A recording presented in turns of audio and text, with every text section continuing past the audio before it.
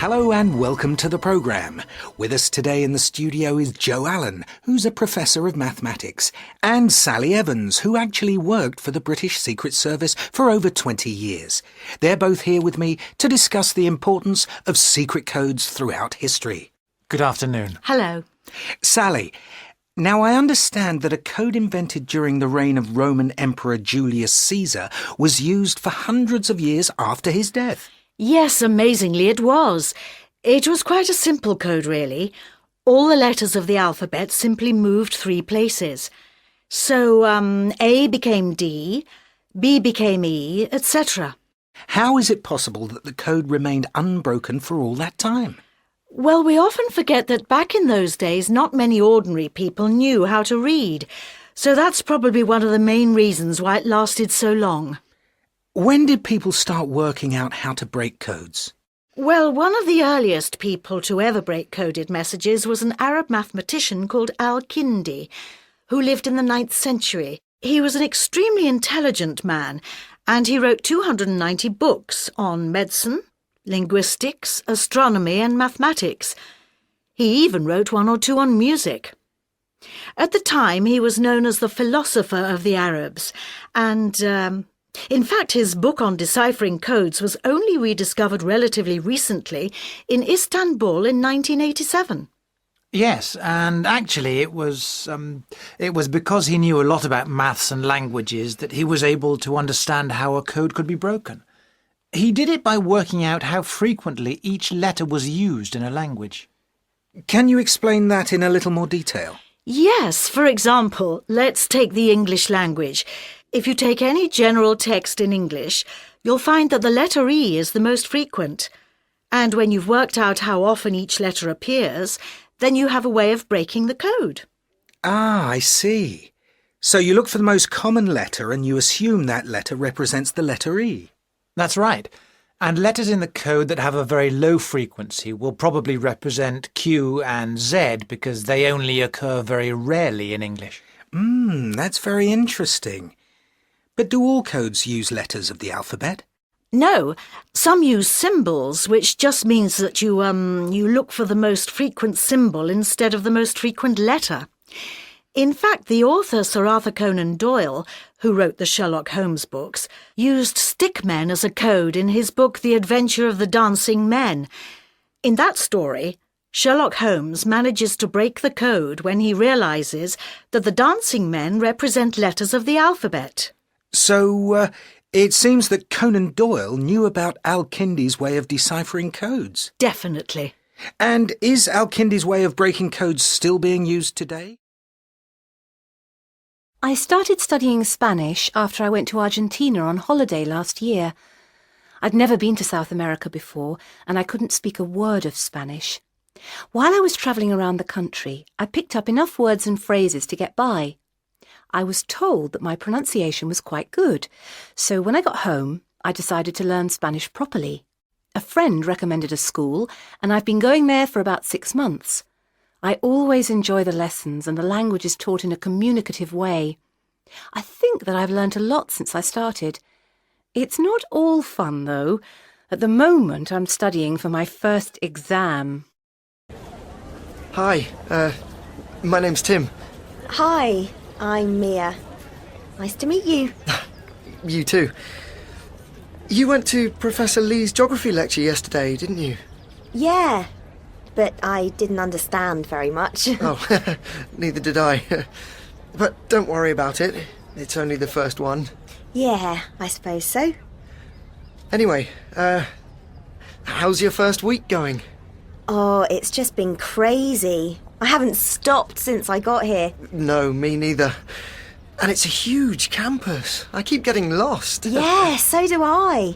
Yesterday I was walking around for ages looking for the bookshop. Did you find it? Yes, eventually. But it took me about half an hour. Well, at least you found it in the end. Maybe you should get a map.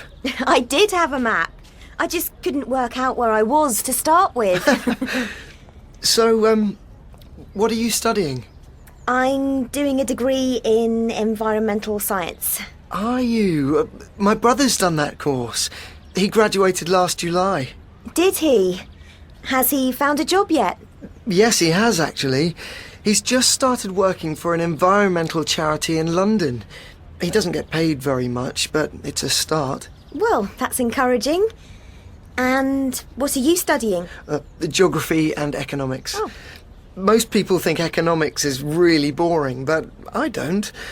I do find it quite difficult, though. Yeah, I'm not surprised. I'd be completely confused. Yeah. Anyway, do you live here on campus? No, I don't. I was told it was really expensive, so I'm living in a shared house about 2 miles from here. Oh. It seemed the cheapest option, and I don't want to borrow too much money. No, neither do I.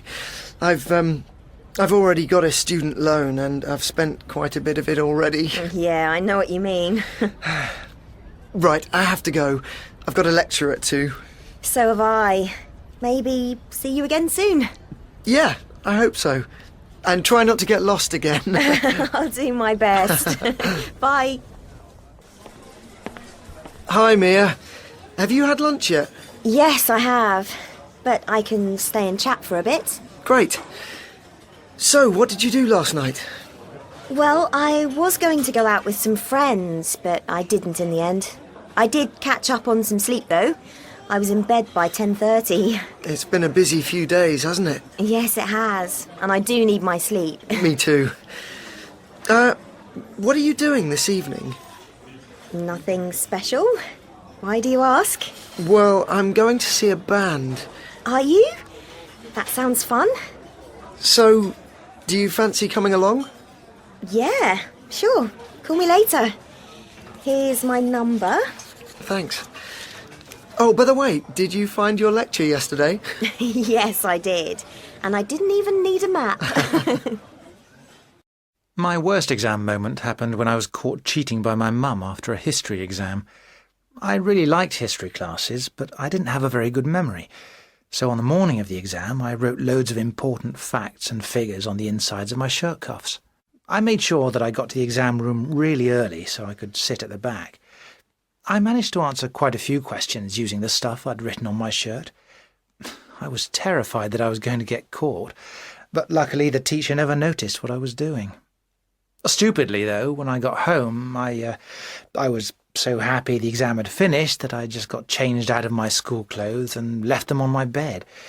Anyway, while I was playing football with my friends in the park, my mum came to get my dirty clothes so that she could do some washing. She found the shirt and immediately realised what I'd done. She was absolutely furious, of course, and stopped my pocket money for 3 months. It taught me a lesson, though, and I've never cheated at anything since. My worst exam nightmare was definitely my French O-level oral exam. When I was at school, this was over 20 years ago now, kids weren't taught how to actually speak French. We just did loads of grammar exercises and translated texts and stuff. So I knew quite a lot of grammar, and my written French wasn't too bad, but I didn't have a clue how to have even the most basic conversation. I think I did quite well on the written papers, but when it came to the oral exam, I couldn't understand a word the examiner was saying to me. He seemed to be speaking incredibly fast, and I just got so nervous I couldn't think.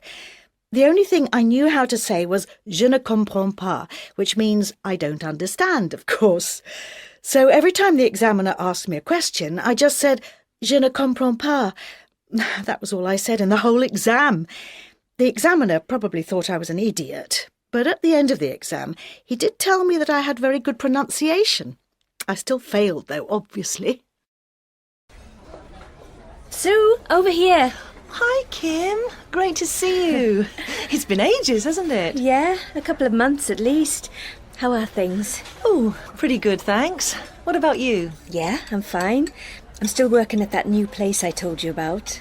Yes, I remember. How's it going? Oh, the things are really busy at the moment. Lots of meetings and deadlines and stuff. And at the moment, this is my only free evening during the week. Why's that? I've started doing loads of evening classes. Really? Like what exactly?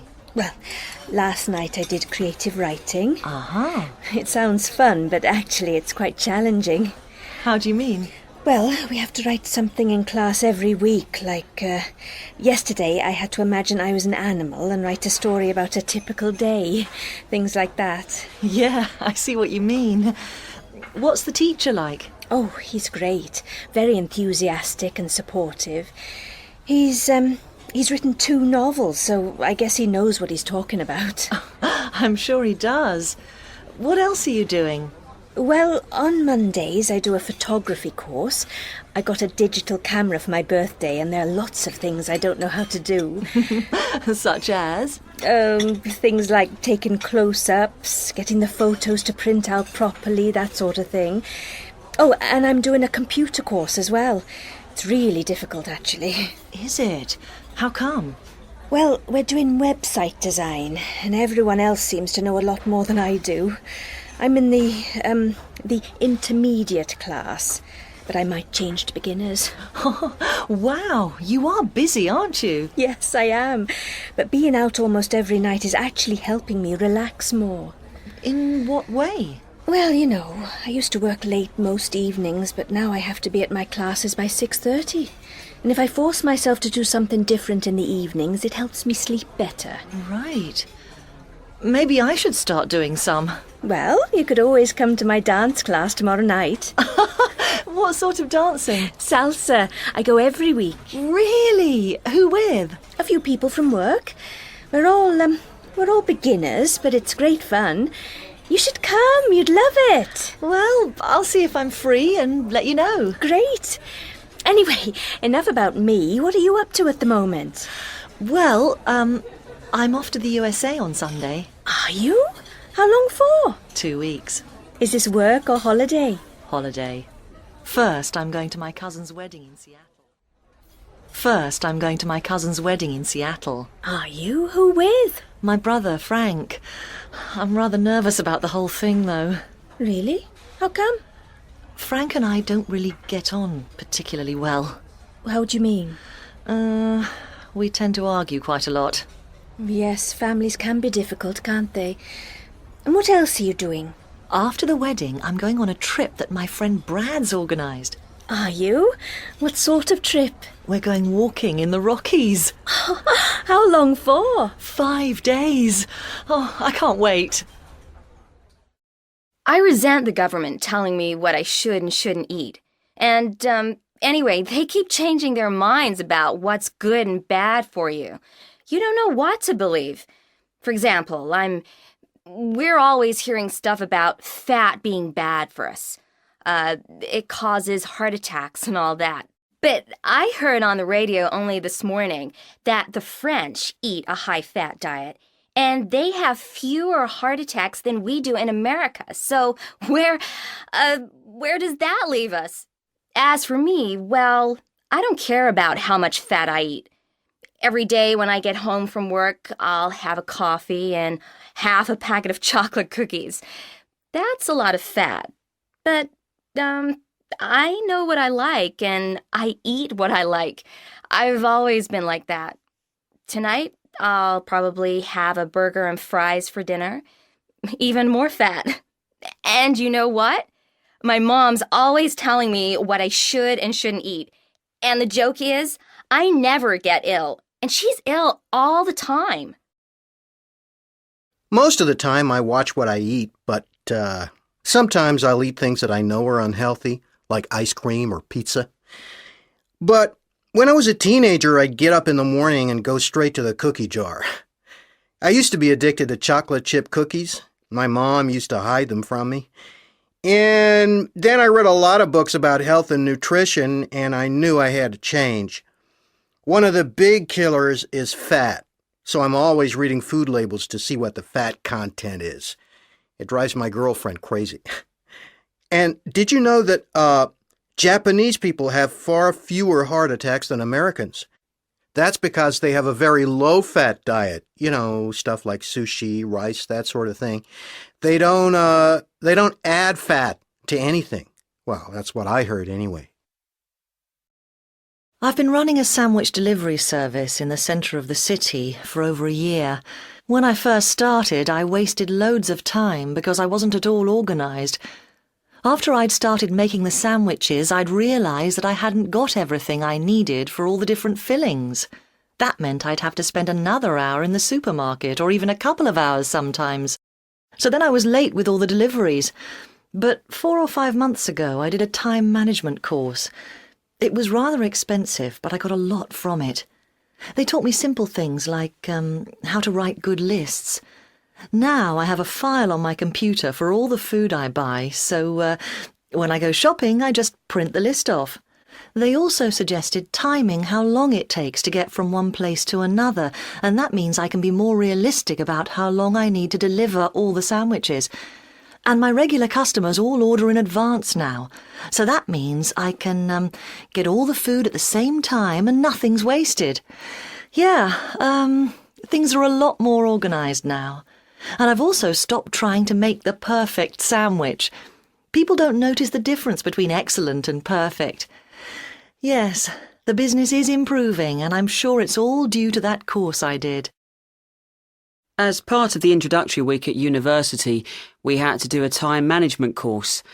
I was dreading it, but actually some of it was, really helpful. I learned how to prioritise things, really think about what was important or urgent, deadlines for coursework and stuff like that, which helps me to keep things in perspective. And doing 2 things at once was another good suggestion.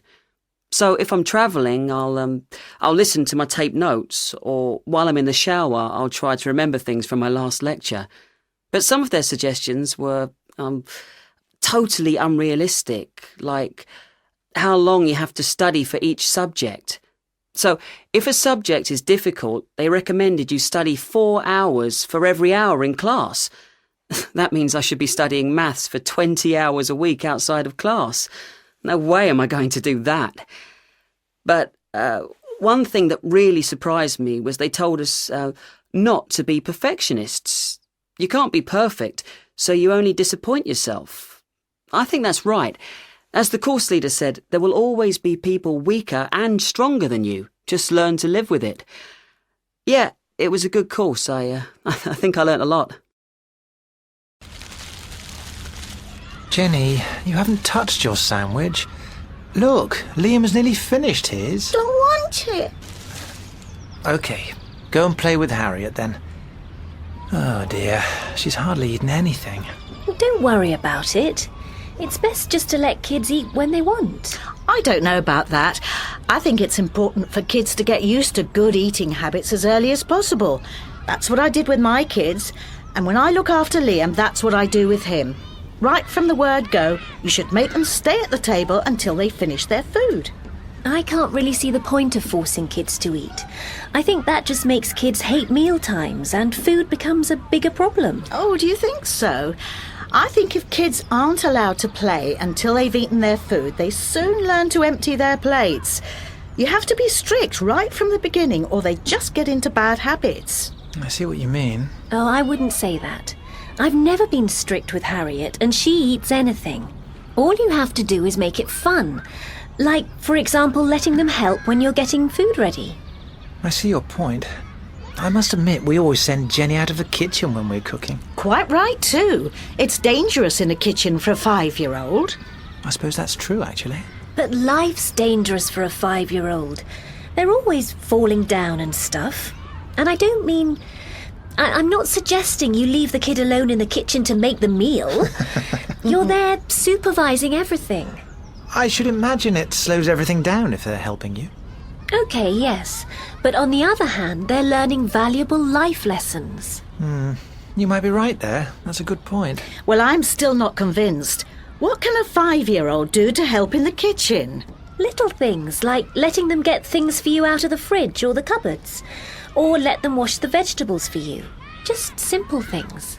You mean sort of make it a game? But Harriet's a girl. Well, I can't argue with that. No, I mean, I don't think little boys are interested in that kind of thing, do you? Oh, I don't think that's necessarily the case at all. Yes, and you'll never find out if he's interested unless you give it a go. Anyway, it's important that boys learn how to cook, don't you think? I suppose you've got a point there. Right, Liam, time to go. You're doing the cooking this evening. I think children under 8 should go to bed at 7. Do you think so? Why not let them go to bed when they're tired? I don't know about that. Kids never admit they're tired. That's a good point. Yes, I think 7 o'clock is a good bedtime for all young kids. You might be right there. Well, I can't really see the point of forcing kids to go to bed. But if you don't, parents never have any time on their own. I see what you mean. Well, I'm still not convinced. If my kids were all in bed at 7, I'd never see them. But if they're up late, they get bad-tempered. Yes, you can't argue with that. 3 more coffees, please, Sam. Coming right up. Did you hear what happened at the parking lot near here yesterday? No, what? Apparently, a woman had been shopping, and when she went back to the parking lot, she saw 4 men in her car. So, she took a gun out of her purse and threatened to shoot them. Whoa, what did they do? Well, they got out of the car and just ran away. But then, get this, when the woman got into the car, she realized it wasn't hers. Her car looked identical, but it was parked nearby. So what happened next? Well, of course, she was horrified at what she'd done, so she went to the police department to explain. Well, that's something, I guess. Yes, and when she arrived, the 4 men were there, complaining about this crazy woman who threatened to shoot them. So she hasn't been charged with anything? No, no one was hurt, and she had a license for the gun. But if the woman had shot the men, she'd have been in serious trouble. That's ridiculous. If the men hadn't run away, she could have killed them. Yes, but no one was hurt. That's really not the point. The point is, there are just too many people carrying guns these days. Here you go. Thanks, Sam. You're welcome. That reminds me, a guy in our street was arrested recently for shooting the tires of a car which was parked outside his house just because the alarm kept going off at night. He was charged with vandalism, lost his gun license, and had to pay a fine. I have to say, I wouldn't have been too happy if the alarm had woken me up. Those car alarms drive you crazy going off night after night. Sure, but you wouldn't have shot the tires. Of course not, no. If it had been me, I might have left a note on the car or something. What would the owner of the car have done if he'd seen him? I mean, the guy with the gun was seriously angry. Yeah, well, we'll never know. So what sentence would you have given him? Well, a lot more than just a fine and losing his gun license, that's for sure. He's a danger to society. I mean, I think we've got to do something about all this violence. There were, about 450,000 violent crimes involving guns in this country last year. We've got to do something. Good afternoon, Miss Mead. Come in and take a seat. Firstly, I'd like to say how sorry I am that this has happened. Well, thank you for seeing me so quickly. I've been trying to get some legal advice for ages, but I was getting nowhere. Glad I can be of help. No one seems to understand what's happening, except my sister. My friends can't understand why I'm so anxious and why I can't just get on with my life. Well, if people haven't experienced identity theft, they can't imagine what it's like, or how much time it takes to deal with everything. Yes, I know. I've had to take unpaid leave from work. It takes hours to make phone calls, write letters and see people. No one realises that bit. No, they don't. So you're not working at the moment? No, but I'm due back in a couple of weeks. Right, so tell me, how did it all start? Well, I didn't know anything was wrong until I got a letter from a credit card company about 4 months ago, asking if I'd tried to open a new account. I hadn't, of course.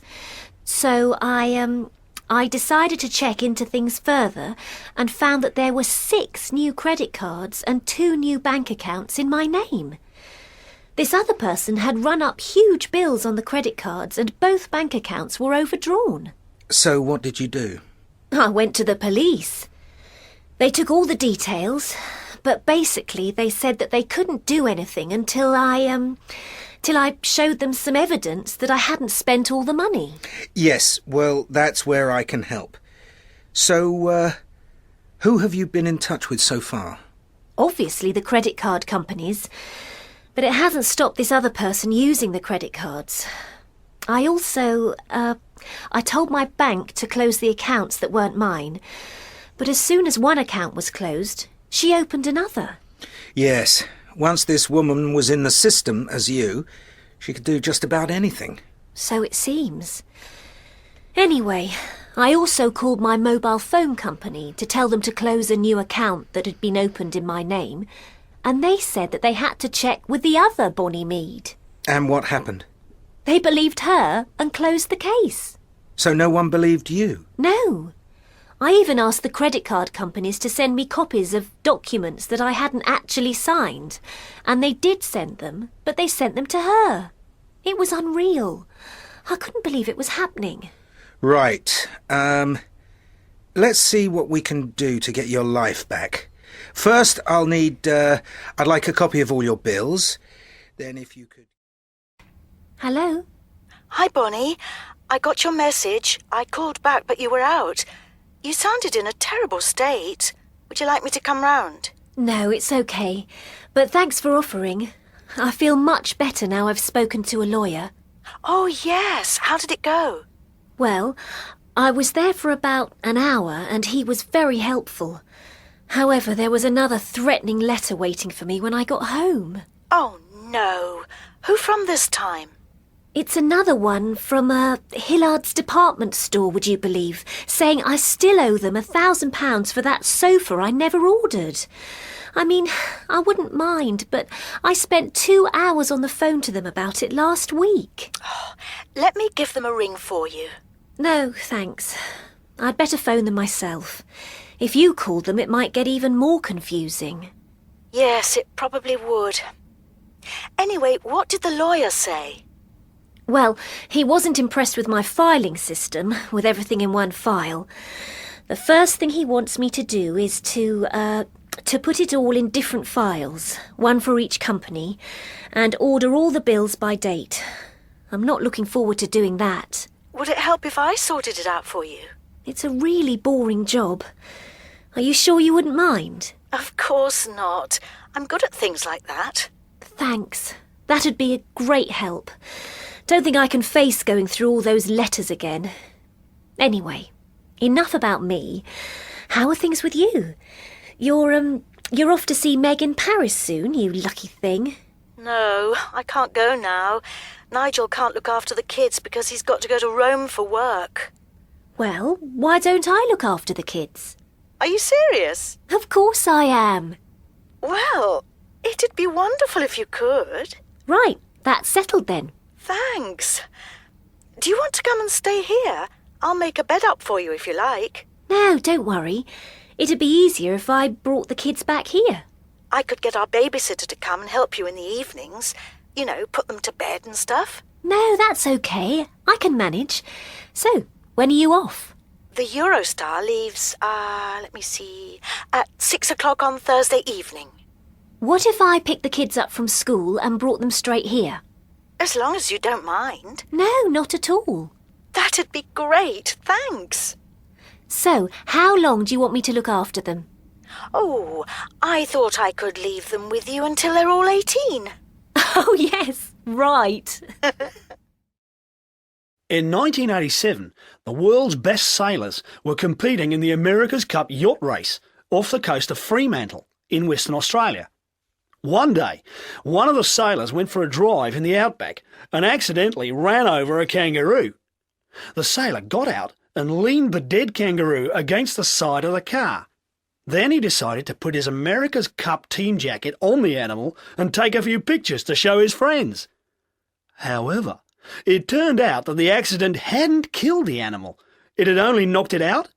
While the sailor was taking some photos, the kangaroo came round. Realising that something was wrong, the animal immediately ran away, taking the sailor's jacket, his passport, 3 credit cards, and $1,000 in cash with it. In 1997, the crew of a Japanese fishing boat were rescued after their boat had sunk in very unusual circumstances.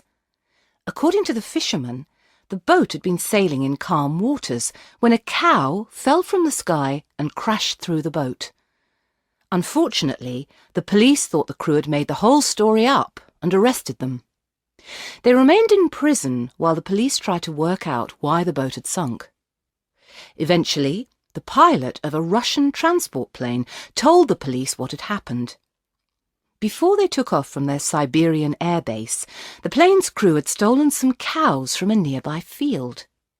While they were flying at 25,000 feet, one cow broke free and started running around inside the plane.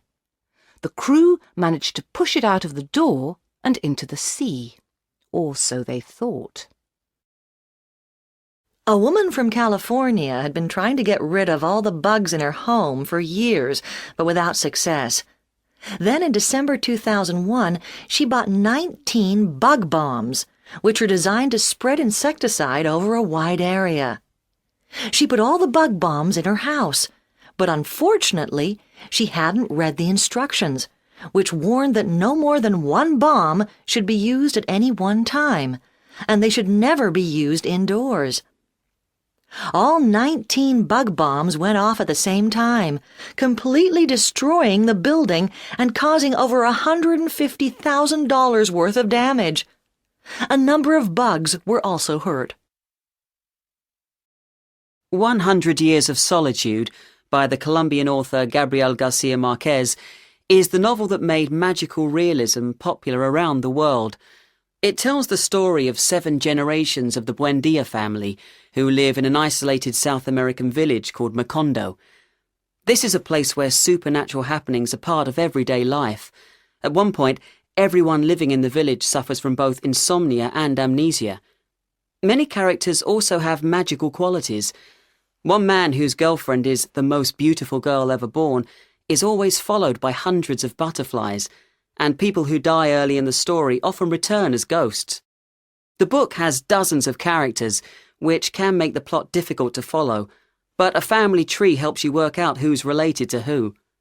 This brilliant novel, which Marquez says is based on his childhood memories of living with his grandparents, has sold over 10 million copies worldwide. The House of the Spirits was the first novel written by the Chilean author Isabel Allende. It tells the story of 3 generations of women whose lives are changed by their country's politics. The women's story, which takes place in an unnamed South American country, begins when the granddaughter, Alba Trueba, finds some diaries that her grandmother Clara wrote 50 years earlier. As a child, Clara realizes she can see the future and is able to predict almost every event in her life. She marries a powerful landowner named Esteban Trueba, who builds her a large house in the country. The house is full of ghosts and spirits, which advise Clara on how to deal with family problems. The story takes place at a time when political groups are battling for control of the country, a fight that ends in a bloody coup and political chaos. This famous novel, which began as a letter to the author's dying grandfather, is considered a classic of the magical realism genre. Dave, have you ever played an April Fool's Day joke on anyone? No, not really. But my brother Alan told me a great story about a practical joke from his university days. He went to Bristol, didn't he? Actually, it was Birmingham. That's right. I knew it began with B. When was he there? This was back in the mid-80s. Oh, right. Anyway, this story happened during Rag Week. You know, when students do all sorts of silly things to raise money for charity, like race each other down the main street on beds or walk around the streets in strange costumes collecting money or whatever. Yeah, I know what you mean. We have the same sort of thing in Ireland. Well, one day Alan and his two flatmates were woken up at 7 a.m. by the sound of workmen drilling the road outside their house. Oh, no. Yeah, what a nightmare. Apparently, they'd all been to a big party the previous night and had got to bed at about 4:30, so they weren't too happy about being woken up first thing in the morning. Yes, I can imagine. So what did they do? Well, one of Alan's flatmates went out to a payphone across the road and called the police. Really? What did he say? According to Alan, his friend told the police that some university students were digging up the road outside their house, as a rag week stunt. You're joking. No, really. He said that the students were dressed as workmen from the local council and asked the police to come round and make them stop. Obviously, he gave a false name and house number. Right. Meanwhile, Alan's other flatmate went out to tell the workmen that some students dressed as policemen were going round telling people what to do as part of a rag week stunt. So what happened? Well, about 10 minutes later, two policemen turned up and told the workmen to stop drilling, obviously because they thought they were students. And of course the workmen just ignored them because they thought the policemen were students too. What a great idea! Yeah, I know. In the end, they managed to work out what had happened and realised they were all victims of a practical joke. Apparently, they thought it was quite funny. And, what about Alan and his friends? They were all secretly watching the whole thing from their window. Alan said it was absolutely hilarious. I bet it was. Luckily, nobody ever found out who'd called the police. Otherwise, they'd have been in big trouble. That's a brilliant story. Yes, it is, isn't it? Oh, by the way, have you heard from Sally recently? She lives in Birmingham now, doesn't she? Yeah, she does, although we haven't been in touch for a while. I think she's still working at the same place, but... Hi, I'm home. Have you had a good day? No, not really. Oh. Actually, it's been a bit of a nightmare. Oh dear. What's happened? Well, first I waited in all morning for the new TV to be delivered, but they never turned up. Oh, I don't believe it. Hadn't they promised to be here today? Yeah, but I'm not surprised, to be honest. They didn't turn up last week either. I was pretty angry, though. I bet you were. Anyway, I called them and they said they'd definitely be here next Wednesday. Next Wednesday? You must be joking. That's the earliest they could do, they said. I told them if they didn't turn up next time, I'd cancel the order. Quite right, too. That TV cost a fortune. And then, my laptop crashed while I was on the internet. I think it's got a virus. Didn't you install that antivirus software?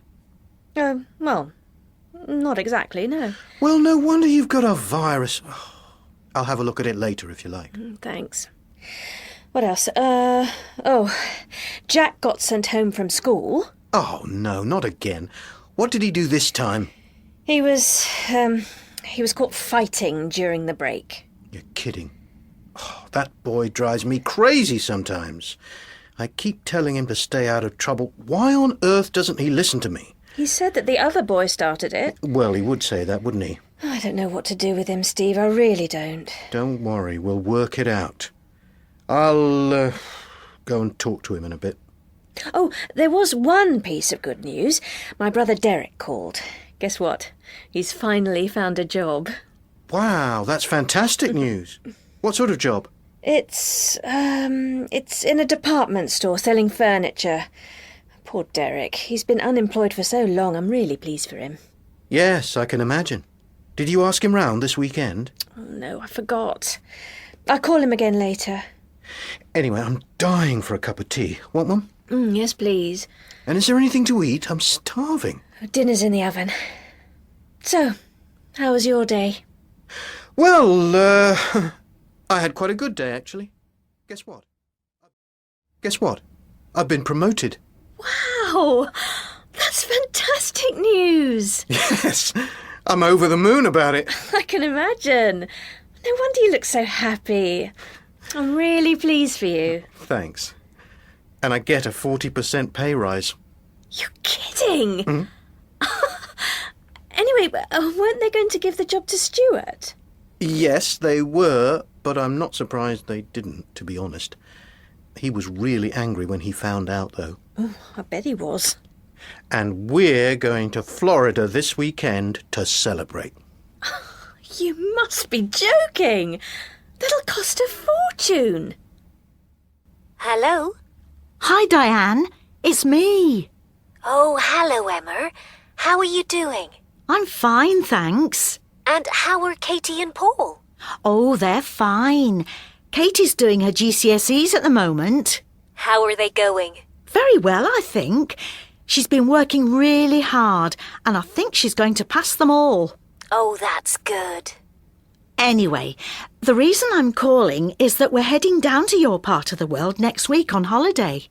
Really? You're coming to Cornwall? Yeah, we're staying in a small hotel in Padstow for a week. Paul got a very cheap deal on the internet. Great. Well, we'll have to meet up sometime. Yes, definitely. Have you got any plans? Well, we're going to take Katie to the Eden Project. She's thinking of doing environmental studies next year. Oh, right. So I thought she'd enjoy it. Paul's not too keen, though. It's not really his thing. Oh, I'm sure he'll have a great time. It's supposed to be really interesting. Actually, we were wondering if you'd like to come with us. Yes, I'd love to. Which day are you going? We're not sure yet. What do you think? Well, I've heard it's less busy towards the end of the week. How about Thursday, then? That's a week today. Or will you be working that day? No, don't worry. I'll take a day off. That shouldn't be a problem. Actually, there's a programme on TV about the Eden Project on Saturday evening. Really? When? Let me have a look. It's on BBC Two, and it starts at 7:30. Thanks. We'll try to watch it. So, how will you be getting to the Eden Project? By car. Actually, we'll be driving through your village so we can pick you up on the way. Sure you don't mind? Course not. It'll be great to see you. You too. It's been a long time. Yes, it has, hasn't it?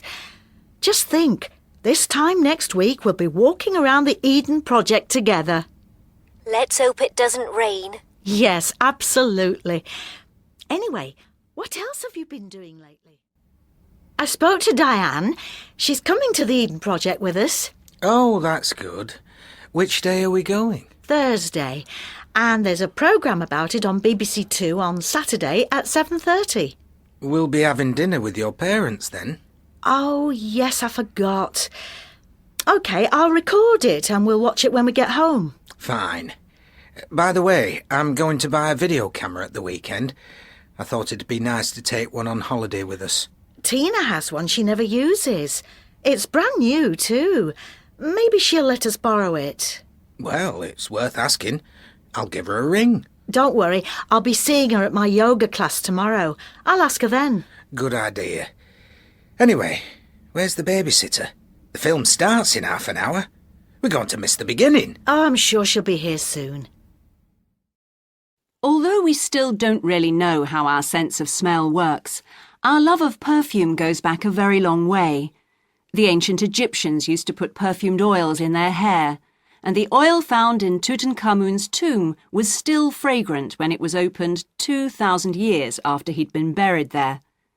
And at feasts in Roman times, white birds with their wings soaked in perfume flew around the room so that the air was filled with a sweet scent. In fact, all through history, kings and queens have shown a passion for perfumes. In 1573, Queen Elizabeth I of England was given a pair of perfumed gloves. She wore them all the time and loved them so much that she had a coat and a dress made which had the same scent. In Paris, there's a perfume museum called Osmothèque, which has an amazing 1,100 perfumes. Next to the museum is a school where perfumers are taught how to create new fragrances. It takes 8 years to become a fully qualified perfumer, and there are only about 400 in the world. To make a single perfume, you need between 400 and 500 ingredients, which are often extremely expensive. One of the ingredients in Chanel No. 5, for example, costs $40,000 for half a kilo and smells like burnt candle wax. Incidentally, Chanel No. 5 got its name because it was the 5th perfume offered to Coco Chanel by her perfumer, Ernest Beau. And just in case you think perfumes are only for women, it's worth pointing out that men have always worn perfumes in one form or another. The French Emperor Napoleon Bonaparte loved perfume and apparently used 1 or 2 bottles a day. These days, many men wear perfumes designed for both men and women, such as CK1, or even perfumes just for men, like Michael Jordan Cologne, named after the famous American basketball player. How do you decide whether a perfume is right for you? Well, the first rule is never buy a perfume that you haven't tried on your skin. Different skin types react differently to each perfume. What smells wonderful on a friend may well smell terrible on you. And secondly, keep perfume in a dark place at a temperature of no higher than 15 degrees Celsius. Heat and light are the enemies of perfume. George, have you ever worked out your ecological footprint? No, but it sounds complicated. Oh, you can do it online in 5 minutes. I did it today. And? Well, it was a bit disturbing, actually. It told me that if everyone in the world had a lifestyle like me, we'd need 2.3 planets to survive. Wow. Yeah, makes you think, doesn't it? Our lifestyle simply isn't sustainable. Maybe, but I don't see how we can really change it. I mean, I recycle newspapers, turn off the TV at night, that kind of thing. Are you suggesting we all, go and live in caves or something? No, that's not what I'm trying to say. What I meant was that there are lots of other things we can do, not just recycling or saving energy. Like what?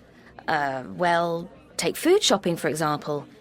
Do you ever wonder how far the food you buy has travelled to get to your local supermarket?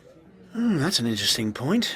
I've never really thought about that. Well, a lot of it's flown halfway around the world, which you know causes greenhouse gases. So it'd be much better if everyone bought food that's produced locally.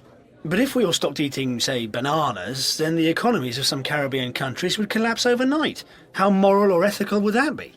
Fair enough, but I still think that we should eat more locally produced food and avoid stuff that has too much packaging. Yes, but then again, the packaging keeps the food fresh. We're not going to... nobody's going to buy food that's gone off, are they? No, of course not. But I just don't think it's right that the food industry produces so much rubbish. OK, then how else could I reduce my ecological footprint? Let me think. Well, you could become a vegetarian. Really? Why'd you say that? Well, one argument in favour of being vegetarian is that farming animals is so wasteful and uses so much energy. Did you know that 1 hectare of land can produce enough soybeans to feed 600 people, but only enough beef to feed 20 people? Really? Wow. Yeah, and you need 100 times more water to produce a kilo of beef than a kilo of wheat. It's just ridiculous and completely unjustifiable. Oh, I don't know about that. I think people should have the right to eat whatever they want. I mean, are you saying that human beings shouldn't be allowed to eat meat? No, that's not what I meant. All I'm saying is that meat production is very damaging to the environment. Well, some people would argue that it's the customer's fault, not the farmer's. That's exactly my point. It's up to us to change things. Anyway, we'd better order. What do you fancy? Well, it's hard to say. I was going to have a burger, but no, I think I'll just have a salad. Good choice. I think people should leave their cars at home more often. Maybe, but I don't see how you can ask everyone to give up their cars. No, that's not what I'm trying to say. What I meant was people should use public transport if they can. Fair enough, but I still think a lot of people prefer to drive.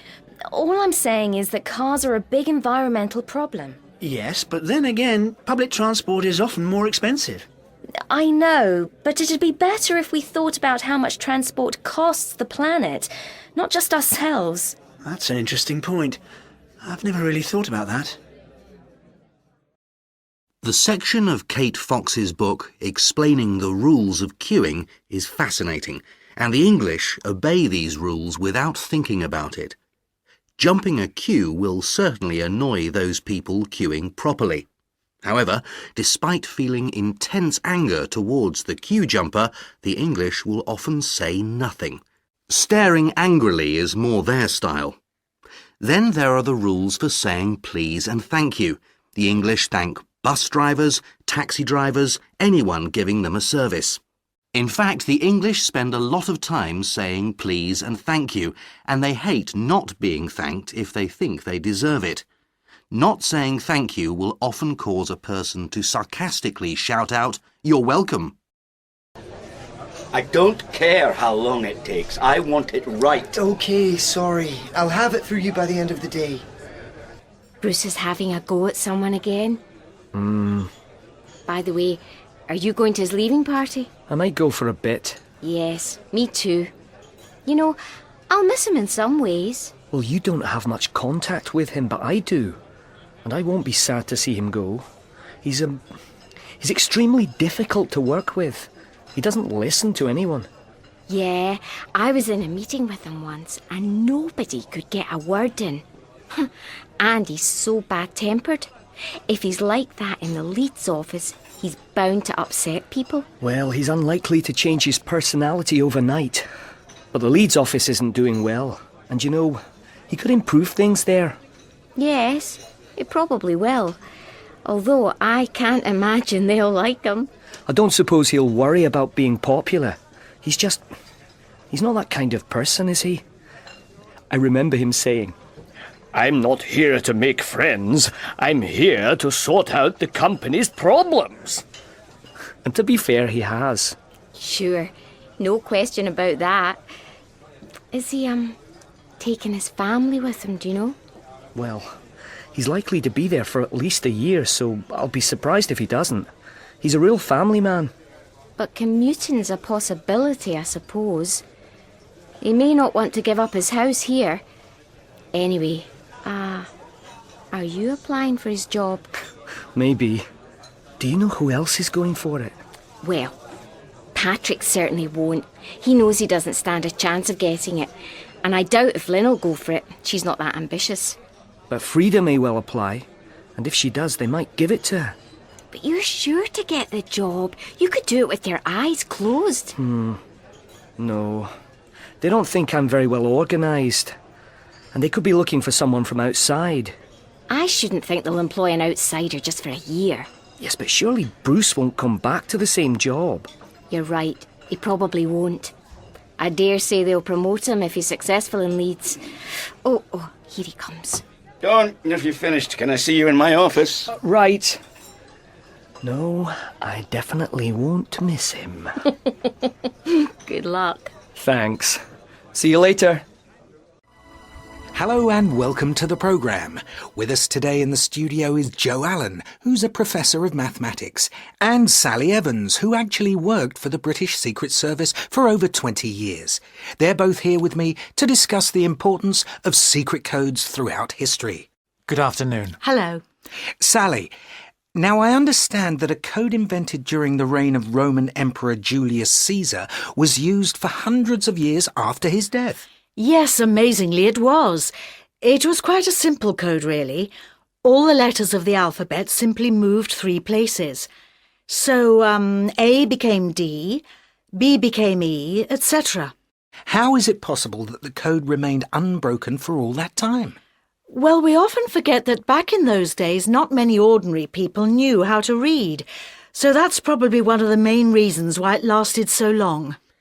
When did people start working out how to break codes? Well, one of the earliest people to ever break coded messages was an Arab mathematician called Al-Kindi, who lived in the 9th century. He was an extremely intelligent man, and he wrote 290 books on medicine, linguistics, astronomy and mathematics. He even wrote 1 or 2 on music. At the time, he was known as the philosopher of the Arabs, and in fact, his book on deciphering codes was only rediscovered relatively recently in Istanbul in 1987. Yes, and actually it was because he knew a lot about maths and languages that he was able to understand how a code could be broken. He did it by working out how frequently each letter was used in a language. Can you explain that in a little more detail? Yes, for example, let's take the English language. If you take any general text in English, you'll find that the letter E is the most frequent. And when you've worked out how often each letter appears, then you have a way of breaking the code. Ah, I see. So you look for the most common letter and you assume that letter represents the letter E. That's right. And letters in the code that have a very low frequency will probably represent Q and Z because they only occur very rarely in English. That's very interesting. But do all codes use letters of the alphabet? No, some use symbols, which just means that you look for the most frequent symbol instead of the most frequent letter. In fact, the author Sir Arthur Conan Doyle, who wrote the Sherlock Holmes books, used stickmen as a code in his book The Adventure of the Dancing Men. In that story, Sherlock Holmes manages to break the code when he realises that the dancing men represent letters of the alphabet. So, it seems that Conan Doyle knew about Al-Kindi's way of deciphering codes. Definitely. And is Al-Kindi's way of breaking codes still being used today? Hello, Angus. Sorry to bother you, but have you got a minute? Sorry, this isn't a good time. I'm really up against it at the moment. Is it urgent? No, not really. I just wanted to go over these figures. Don't worry, some other time. Yes, give me an hour or so. OK, see you later. Thanks. Hello, Lucy Baker speaking. Hi, it's me. Is this a good time? Oh, not really. I'm afraid I'm a bit tied up just now. Is it important? No, don't worry. I just wanted to ask you about house insurance, but I'll catch you later. Thanks. Oh, and Martin, can you pick something up for dinner? Sure. See you later. Bye. Bye. Hello, Claire. Sorry to disturb you, Miss Baker. I was wondering if I could see you for a moment. I'm rather pushed for time at the moment. Can it wait? Yes, it's not urgent. It's just about the report you asked me to type up. When would be convenient? Try me again in a couple of hours. Right. Yes? Hello, Lucy. Are you busy? I'm afraid I am a bit, Tina. Just a quick question. When would be a good time to install some new software on your computer? Tomorrow? Fine by me. I'll do it first thing tomorrow morning. Thanks. Lucy, can I have a word? I'm really rather busy at the moment, Julian, but what's the problem? I don't suppose I could use your office any time today. It's just that I get so many interruptions out there, I can't get any work done. What have I said? What's so funny? What did you give Jamie for his birthday? Well, he's been asking for a pet for ages. We were going to get him a dog, but he said that he really wanted a snake. The feeding would have been a bit of a problem, though, live mice and so on. Anyway, my husband loves cats, and they're easy for kids to look after. So, in the end, that's what we got him. Hi, Joanne. Welcome back. Did you enjoy London? Yeah, it was great. The English are very nice, but they're a bit different from people here. In what way? Well, they talk about the weather all the time, which isn't surprising, I suppose, as it changes every day.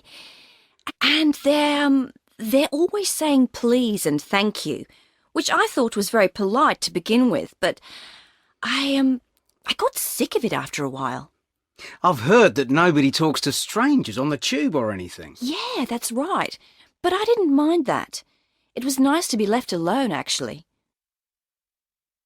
From where I'm standing, I've got a fabulous view of Green Hills, while just in front of me is one of the largest collections of tulips I've ever seen, and it's all the work of local resident Jean Granger. You must be very pleased, Jean. Yes, I am, actually. When we moved into the house 3 years ago, all we had was a lawn and a couple of rose bushes. We love flowers, but it's been a lot of hard work. I can imagine, but it's a magnificent display, better than any I've seen in a public park this year. Thank you. Hi, Jenny. It's Philippa. We'd arranged to go shopping in town this weekend. Well, I'm not sure that's such a good idea. It'll be difficult to park on a Saturday, and and the shops will be really crowded. As the weather's going to be so good, maybe it'd be nicer if we went for a walk by the river instead. Anyway, let me know what you think. I'm in a meeting till 3, but give me a call any time after that. Bye. So, how's the course going, Nick? Great, actually. I'm really enjoying it. At the beginning, I wondered if we'd spend the whole time writing scripts and looking through a camera, but in fact we don't. Well, not yet, anyway. We also have lectures on things like the history of the cinema, studying different periods and cultures, that sort of thing. It's really interesting, actually. That's good. Hello, everyone, and thank you all for coming. I've spent the last 2 years studying a group of bottlenose dolphins off the east coast of Scotland. These dolphins live in an area of water called the Moray Firth, which is the most northerly part of the world where dolphins are known to live all year round. What's interesting is that if you compare them to bottlenose dolphins that live further south in, say, the Mediterranean, they are clearly bigger and fatter, probably because they need to survive in a much colder climate. Researchers who study the Moray Firth dolphins have also noticed another distinguishing feature, which is that they appear to have more injuries to their skin.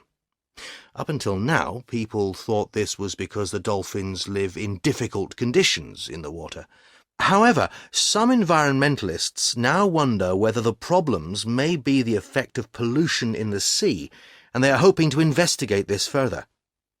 Studying dolphins is difficult, as they spend so much time underwater, and so my team have spent a lot of time analysing the different sounds that the dolphins make. The most common sounds are clicks, which dolphins use for location. That is, they make these noises and then listen for echoes to come back from the seabed, boats, the fish they hunt, or indeed other dolphins. So how do dolphins actually listen to these sounds? Well, they use a bone in the lower part of their mouth to receive the signals which are then sent to the brain, a very clever adaptation. Dolphins also make a range of sounds in order to communicate with each other. Researchers have noticed recently that each dolphin produces its own sound, which is known as a signature whistle. I like to think of it as being similar to a person calling out his or her name. Interestingly, they also copy the signature whistle of other dolphins, although why they do this is not really understood. The dolphin also uses a special call when it finds a group of fish to feed on. Again, the reason for this call is unclear. Some researchers have suggested this sound may be used to confuse the fish, while others think that the first dolphin is calling for help in surrounding the fish before they start feeding. Another interesting thing we have discovered recently is that it seems that a new survey out today has revealed that we're spending more time than ever waiting in airport departure lounges. So we sent our reporter Nicole Watson to Heathrow to find out how people are passing the time there. Thanks, Dan. Excuse me, madam, where are you flying to today? I'm going to Madrid. And can I ask how you normally spend your time while you're waiting for your flight? I usually buy a paperback and just go and sit somewhere quiet. So, you just read until your flight is called? Yes, that's right. Once I got so involved in the book I was reading that I missed my plane. Really? Yes, it was quite embarrassing, actually. And what about you, sir? How long have you been here today? I've been sitting here for nearly 5 hours. Wow, that's a long time. Yes, there's a problem with the plane or something. Oh, and how have you been spending your time? Well, I really love people watching, and airports are just brilliant for that. So that's all I've been doing, really. Oh, I've also called my parents to say goodbye. Right. And the gentleman sitting next to you, how do you feel about waiting at airports? I absolutely detest it, to be honest. Luckily, I only live 10 minutes away, so I usually check in as late as I can. And how are you spending your time here today? I'm doing a part-time business management course at the moment, so I'm trying to catch up on my coursework. And why are you travelling today? I'm flying to Hamburg for some meetings. I'm supposed to be seeing some clients as soon as I arrive, but I see the flight's been delayed. Just my luck, eh?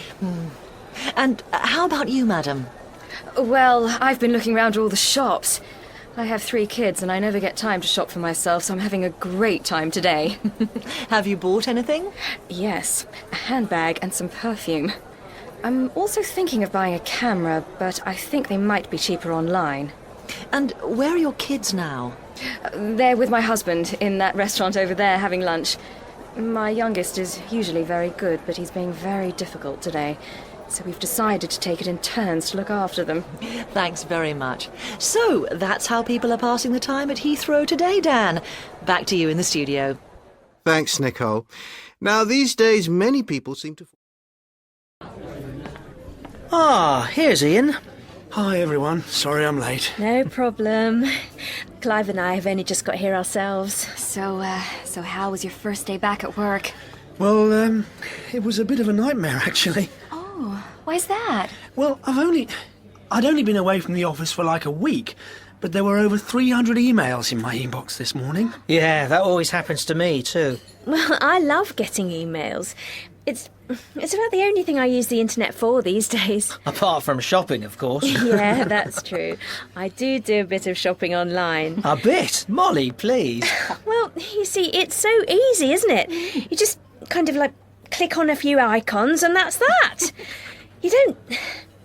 It doesn't feel like you're spending money at all. It does when the credit card bill arrives. Yeah, I generally, I buy a lot of things online too, especially books and CDs and, things like that. Oh, I don't buy CDs anymore. I just download music straight onto my MP3 player. Do you have to pay for it? If it's new stuff, yeah. You, have to pay for each song you download, but it's very cheap. And I go to... There are some other websites where you can, download songs by new bands for free. We should start doing that, Ian. You see, it's just that I've never sort of found the time to work out how to do it. That's because you're usually too busy playing that role-play game of yours. Honestly, every time I often come home and find that he's been sitting in the study for hours, fighting some evil monster or something. That's only when your mother comes to stay. Very funny. They're very addictive, though, those role-play games, aren't they? Yeah, and incredibly popular, too. Any number of people can play. Some of them have about 500,000 people playing at the same time. Really? Wow. Excuse me, are you ready to order? Oh, no, sorry, we've been chatting. Can we have, can you give us a few more minutes? Oh, of course. Well, the thing I love most about the internet is our webcam. Really? Do you use it much? Yeah, I do, actually. A lot of my family live in the States, and we kind of use the webcam to keep in touch. For birthdays and that kind of thing. That sounds fun. Yes, it's wonderful. Right, let's order. Is there anything you'd recommend? Hello? Hi, is that Tony? Yes. Hi, it's Greg. Greg Robertson? Greg! Hey, I haven't heard from you for months. How are you? I'm good, thanks. Listen, I'm calling from Sydney on my mobile, so I can't be long. It's probably costing me a fortune. So, what's going on in... Anyway, the reason I'm... sorry, there's a bit of a delay on the line. Shall I call you back on your landline? No, don't worry. This is just a quick call to... I'm flying... Tuesday. You'd like to meet... Evening. Sorry, you're breaking up a bit. I didn't catch all of that. Is that any better? Yes, I can hear you now. I said, I'm flying to London next Tuesday. Really? Wow, that's brilliant news. Yeah, and I was wondering if you'd, like to meet up in the evening. Yes, of course, that'd be great. Actually, why don't I, come and pick you up from the airport? Well, it'd be great if you could. Thanks a lot. I get into Heathrow at, let me see, 3:20 in the afternoon, your time. What's your flight number? Let me see. I'm just about to run out of credit. I'll email you the flight details. Great. See you on Tuesday then. Bye. See you later. Hello, Harry. Hello, Tony. How are things? Oh, not bad, thanks. I'm just about to go and see those new clients, you know, the software company. Good. Hope it goes well. Anyway, the reason I'm calling is that we're having a planning meeting next... Sorry, it's a bad line. You'll have to speak up a bit. Would you like me to phone you back? No, it's okay. I can hear you now. What were you saying? We're having a big planning meeting next Tuesday afternoon, and I'd like you to be there. Next Tuesday? Yes. We'll be discussing plans for this year's sales conference, and we want your ideas. Why, is there a problem? No, it's fine. I'll be there. Good. It's in, let me see, meeting room B, and we'll be starting at 2:30. See you then. Right. Oh, and good luck with the new clients. Thanks. Hi, Mum. Oh, hello, Eddie. Brought the car back. Thanks. Did you put any petrol in it? Sorry, I couldn't. I'm a bit short of money. In fact, I'm £50 overdrawn, and the rent's due on Friday. You couldn't, lend me a couple of hundred, could you? It's about time you found yourself a proper job. Acting is a proper job. So you keep telling me. Oh, please, Mum. I'll pay you back, I promise. Oh, all right. £200, you say? Yeah, that'd be great, thanks. I'll have to see how much I've got in my savings account first. But this is the last time, Eddie. Yeah. You always say that, Mum. No, I'm serious. It's about time you grew up. If you had a job, you wouldn't have to borrow money from me all the time. I wish I could spare the time, Mum, but, you know, it's all these auditions I have to go to. Yes. Well, I hope you get something soon. But still, I wish you weren't chasing these impossible dreams. What impossible dreams? Oh, you know, dreams about becoming a film star. Yeah, well, actually, I'm hoping to hear from my agent about an audition I did for a TV advert. She hasn't phoned, has she? I gave her this number. No, sorry, she hasn't. Oh, I hope she calls. What's wrong with your mobile, anyway? I lost it. That's why I gave her this number. Oh, I wish you'd take more care of your things. How many is that you've lost? Only 2. And the first one was stolen. Yes, so you said. Anyway, what's the ad for? Norland Bank. I'd be a customer who's asking for a loan. Well, if you get it, you won't have any problem learning your lines then, will you? Oh, but I won't keep going on about it. Anyway, it's time to go. I have to be at work by 6. Oh, I wish I knew where your father was. He needs the car later tonight, so he was going to give me a lift to work. Can you drive me and then bring the car back for Dad? It's time you got your own car, Mum. Yeah. Well, when you pay me back all the money you owe me, I'll be able to afford one, won't I? Good meal, Ruth? Yes, it was excellent, I thought. Another glass of wine? No, thanks. Just some more water, please. Do you want coffee? No, I'm fine, thanks. Could we have the check, please, Jack? Certainly, ma'am. Look, this is on me. But, Graham, you bought dinner yesterday. Don't worry, it's on expenses. By the way, do waiters here always introduce themselves? Well, Cornell University did a study on tipping and found that restaurant staff got much bigger tips if they introduced themselves. Really? Here's your check, ma'am. I'll take it, thanks. Right. How much tip should I leave? 20% is about right. Maybe more if they introduce themselves. Wow, it's half that in the UK. Half? No, 15% would be the absolute minimum here. Right. While we're on the subject, I was in the hotel bar last night, and the guy next to me ordered a drink, got $2 change, which he left on the counter. Did he just forget to pick it up? No. We tip bartenders here. A couple of dollars a drink, or if you pay at the end of the evening for everything, then 15 or 20% of the total. We British never tip bar staff. Some people, offer them a drink, but not money. Wow, that's really strange. You'd never do that here. Yeah, I know. Thank you very much, sir.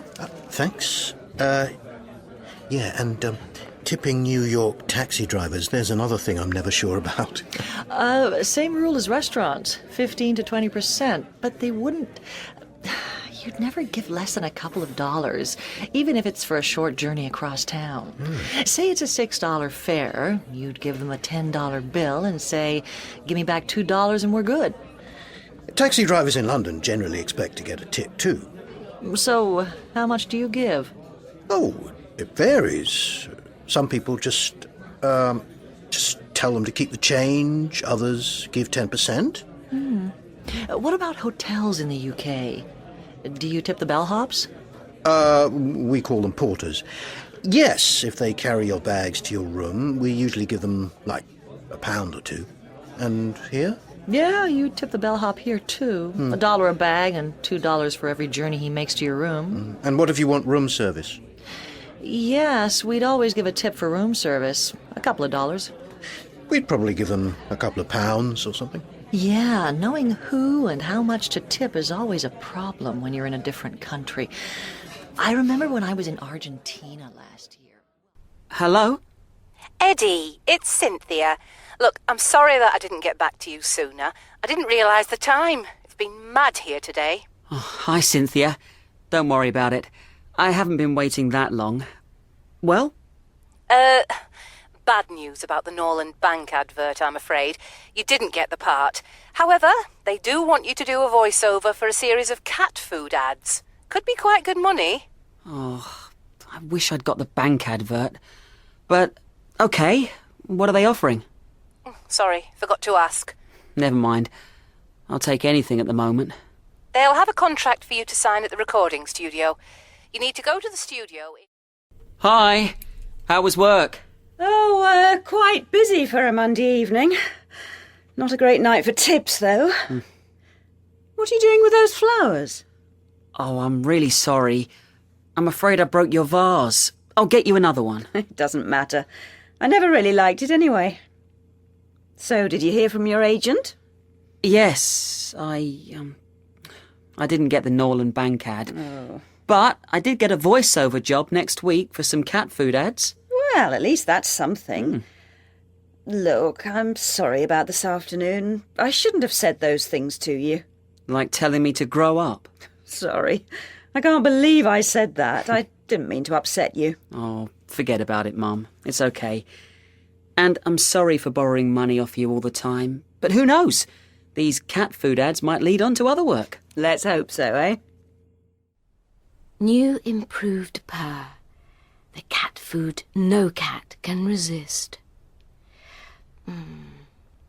New improved purr. The cat food no cat can resist. Morning. I'm Eddie Daniels. I'm here to do the voiceover for the cat food ad. Nice to meet you, Eddie. I'm Paula Evans, the producer. We're running a bit late, so shall we make a start? Sure. Hi, I'm Jess, by the way. I'm working on the ad too. Oh, I'm sorry I didn't introduce you. I thought you knew each other for some reason. I always assume everyone knows everyone in this business. Oh, that's all right. Nice to meet you. You too. OK, shall we do a run-through? I haven't seen the script, so could I just have a moment to read through it? Oh, sorry. I had no idea you'd need a script. No need to apologise. I only need to go over the lines a couple of times. Ah, well, they're not lines exactly. Didn't your agent tell you? Tell me what? You're playing the part of the cat. The cat? Bollywood is the biggest film industry in the world, and its films are watched by 15 million people in cinemas across India every day. The films always include music, spectacular dancing, and romance, and usually last over 3 hours. The first Bollywood film to be produced was in 1908, and by 1930 over 200 films were being made every year. Now, studios in Mumbai produce over 800 films a year, which can be seen all over the world. Bollywood spends far less on production than Hollywood. But now, the industry is being forced to spend more to compete with big-budget American films. So, if you enjoy being transported to another world, you should go and see a Bollywood film. Hi, Nick. Fancy seeing you here. Hi, yes, just been out for a meal with some friends from work. And you? Oh, we've just been to see Another Monday. Do you know it? I've read about it. What was it like? It was rubbish. It really was. But it got such great reviews. Critics such as Amos Jones loved it, but I really don't know why. Well, Jones was wrong, like he usually is. Well, you can never tell with reviews, really, can you? And I must admit, I don't like Amos Jones as a critic. So, not a good production, then? Oh, Nick, don't get us started. Even though it has actors like Cy Harris and Mae Firth. That's surprising. They're usually very good. It wasn't the actor's fault. Cy Harris was great, like he always is. The whole thing was like a bad dream. Even the set. Well, I say set, but on the stage there were just some black boxes which were used as tables and chairs. That was it. Talk about minimalist. You can say that again. It had such a good cast, but I thought it was really difficult to follow. Impossible to follow, actually. The plot was so far-fetched, and the ending was completely unrealistic. And honestly, the play was so slow that I actually fell asleep at one point. I've no idea why so many critics liked it. It's really overrated. Yeah, it was. It was dreadful. Probably the worst thing I've seen this year. I can't understand why it's getting so much attention. Well, I can tell you didn't like it. Whatever makes you think that, Nick. Yeah, what gives you that impression? And how's work? Yeah, fine.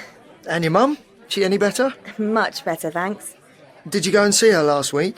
No, I meant to. Going Wednesday, though. Just couldn't get any time off work last week. I tried to, but we were too busy. Right. So, what have you been up to this week? Went to see the Degas exhibition at Tate Modern. You seen it? No, haven't had a chance to yet. But did you see the Rachel Whiteread sculpture there? You know, in the main entrance hall? Yes. 14,000 white plastic boxes all piled on top of one another. Such a load of rubbish, and they call it art. Oh, I think her sculptures, such as the staircase or the bath, they're just so exciting. Seen those? No, and I don't want to. I don't need to go to a Rachel Whiteread exhibition to see things I can see at home. Well, she says she's caught the ghost of the lost object. So you look at it differently. Like you're looking at something for the first time. Like Tracy Emin's bed. That wasn't even a sculpture, just her bed, with a load of dirty clothes and rubbish around it. Did you see it? Wouldn't want to. Why give up a Saturday to look at her bed? She wasn't just showing her bed, really. She was expressing her pain. Apparently, she was so upset after her boyfriend left her that she stayed in that bed for weeks. It's the artist showing her feelings, her depression. Well, it depresses me, that's for sure. Just like those people that burnt £1 million. The K Foundation. Whatever. They filmed themselves burning all that money and called it art. So disgusting. Think of all the people they could have helped with that money. Yes, agree with you there. Interestingly, the K Foundation also gave £40,000 to Rachel Whiteread. Say no more. But seriously, Rita, what is art for you? Paintings produced by computers like the Aaron programme. Got rave reviews from the public, but some of the critics said they weren't art. Haven't seen them. But no, they're not art because there was no intention. The computer didn't intend or try to produce art, but Tracy Emin and Rachel Whiteread did. Yeah, maybe they tried to, but they didn't succeed. OK, let me ask you this. Did you like the Degas paintings? Were they art? Yes, of course. Loved the one called, what was it? Racehorses in front of the grandstand. Well, in his time, he was laughed at. Now his paintings are considered masterpieces. What's your point? You can't seriously compare Degar with Tracy Emin. No, I'm not trying to. Just trying to point out that attitudes change. Hello? Hi, Gary, it's me. Oh, hi Rita, how are you doing? Fine, thanks. Listen, are you doing anything this evening? Nothing much. Why? Well, I thought we could give that new club a try. Do you want to go? It's supposed to be good. I'm sorry, but I don't feel up to going to a club. Got to get up early tomorrow. Some other time, perhaps. But they're showing The Godfather at the Art Cinema. I wouldn't mind going to that. How about you? I'd rather give that a miss if you don't mind. Seen it so many times. Well, we could just go out for a meal then. Yes, that sounds good. Do you feel like having an Indian? Or we could go for Thai? Or maybe Japanese? I'm easy, whatever you like. Shall we give that new Indian a try? I really don't mind. It's up to you. Decisions. Actually, come to think of it, I've had Indian twice already this week. So, Thai or Japanese? I'm not bothered either way, but if you don't make your mind up soon, they'll be closed. I'd prefer Thai, I think. That okay with you? It's all the same to me, I don't mind. Just make a decision. Of course. It's so hard to find anywhere to park near the Thai place. Gary! No, I was just thinking we'd be better off walking. It's pouring with rain out there. Oh, so it is. Look, on second thoughts, let's give tonight a miss and arrange something for the weekend. Oh, all right. Have you got anything on this Saturday? It's my mum's birthday. OK. Well, what are you up to on Sunday? I haven't got anything planned. Well, my youngest brother's got a new band. Do you fancy going to hear them play at the Junction on Sunday evening? Great. We could eat first. What do you fancy? Thai, Indian, Japanese, or... Well, you've got 3 whole days to decide. Hello? Hi, Jennifer. Have you got anything on this Sunday? No, I haven't. Why'd you ask? Do you fancy coming to see Rita's brother's band?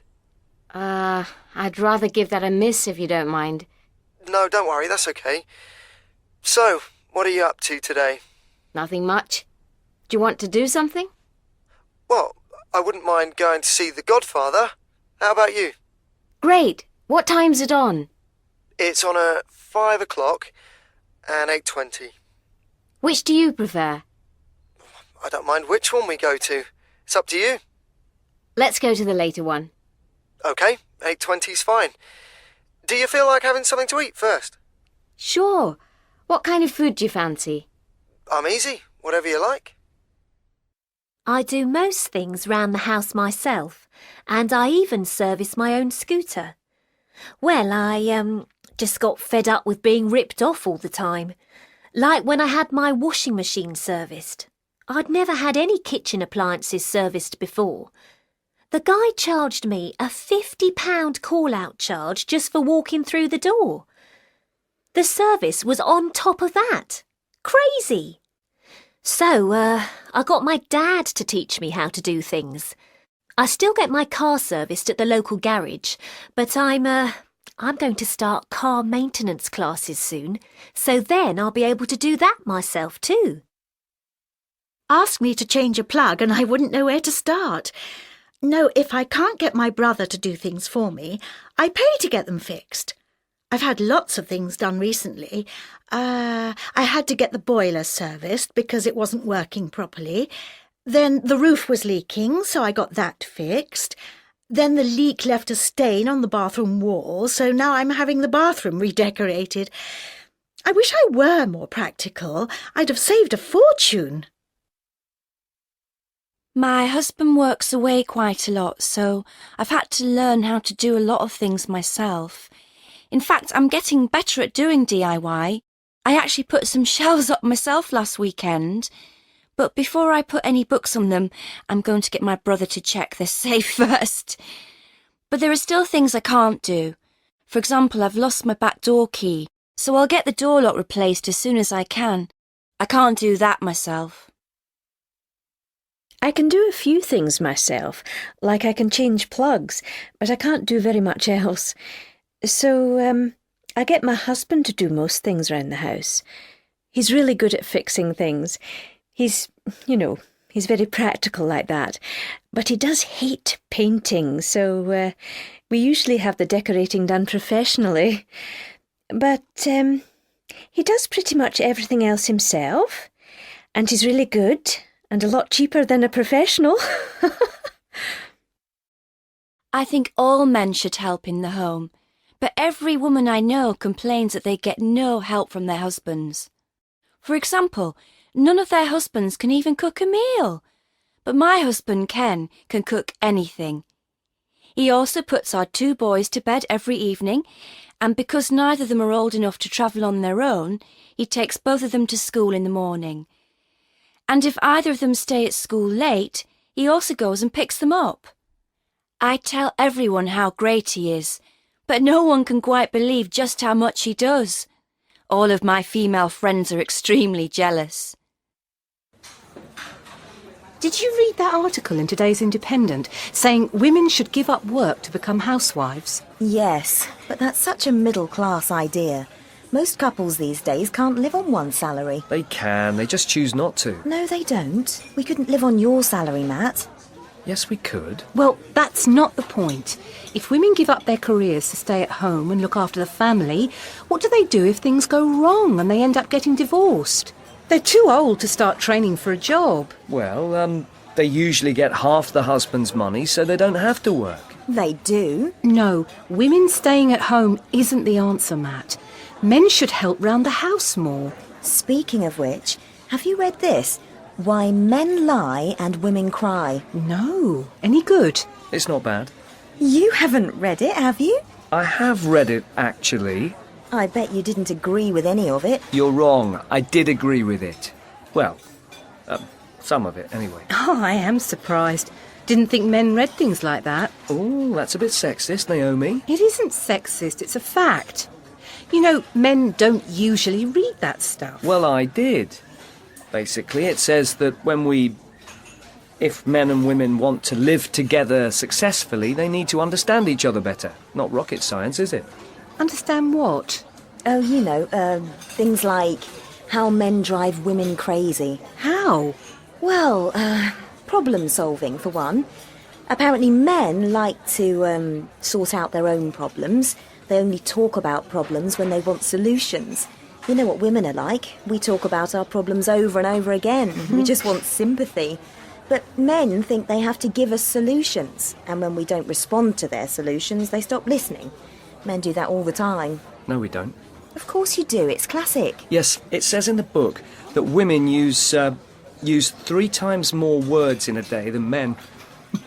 When a man gets home, he's used up all his words for the day and just wants to sit in front of the TV. With the remote. Yeah, but his wife still has, about 4,000 or 5,000 words left to say.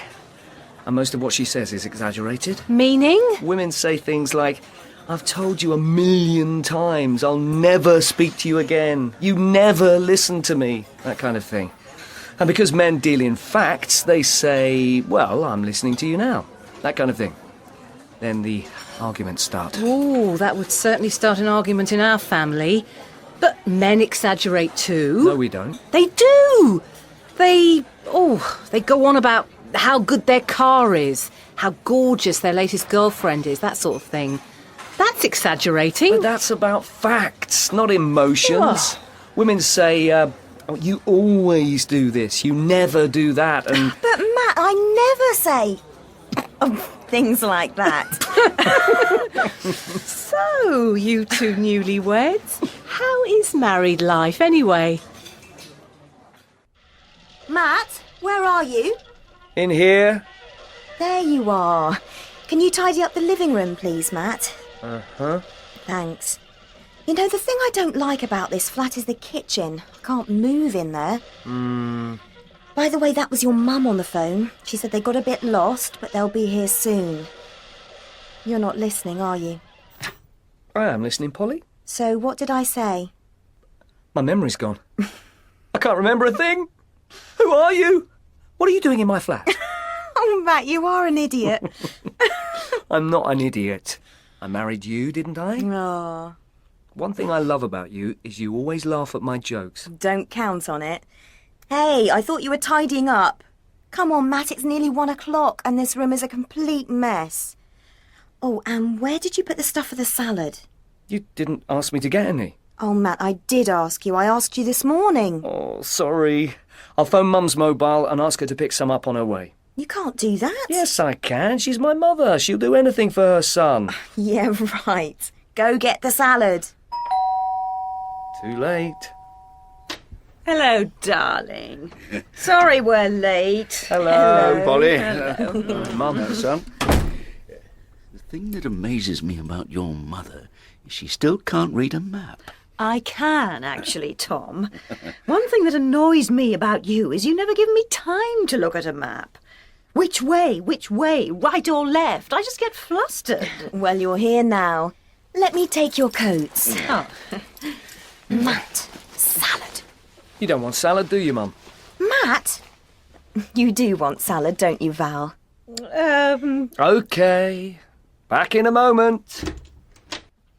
Is this apple pie homemade, Polly? It certainly is homemade. Oh, it's delicious, dear. Thank you. And your flat is so, Small? No, I wasn't going to say that. I was going to say... What I like about the flat is it's so light. But the kitchen is a bit small. Yes, what worries me about the size of the kitchen is I can't help Polly with the cooking. There's no room. Oh, how on earth do you put up with him, Polly? Well, it's early days. We've only been married for a month. What I like about Sundays is I've got time to read the paper. Where is it? I haven't seen it. Yes, you have. You were reading it an hour ago. I wasn't. I was reading the TV guide. OK, no need to get angry. One thing that upsets me about you is you always contradict me. No, I don't. You do. You're doing it now. No, I'm not. And the thing that annoys me about you is you always have to be right. That's because I am. Mike Richards. Hello, Mike. It's Rob. Hi, Rob. Long time no hear. How are you doing? Not bad, thanks. How's life in the world of advertising?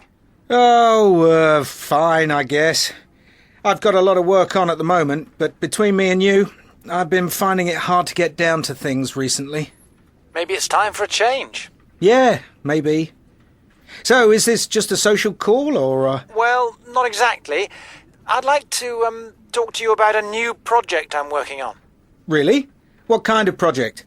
I'd prefer to tell you face to face, if that's okay. Sure. When? The sooner the better, if possible. What about tomorrow? Are you free for lunch? Let me check. Sorry, I'm having lunch with my boss tomorrow. I can't really get out of that. No, of course not. OK, how about sometime in the morning? I could get to your office by 10:30. Sorry, I'll be interviewing people for our graduate trainee programme then. Actually, that'll probably take up the whole morning. OK, what about the afternoon? Say 4 o'clock? No, sorry. I'll be in the middle of a meeting at 4. Then I've got 2 more meetings I have to go to. Maybe I could meet you in the evening? Sorry, I can't do the evening. I've got to stay at home and look after the kids. Oh, OK. Well, how about Wednesday morning? Say 11? No, I'll be on my way to Southampton at 11. I'm giving a talk at a conference there. Well, Southampton's not far from me. Maybe I can meet you there. OK, that might work. What time would suit you? Well, I'll have arrived by lunchtime. But then I have to have lunch with some clients. You are on the go all the time, aren't you? So, what time's your talk?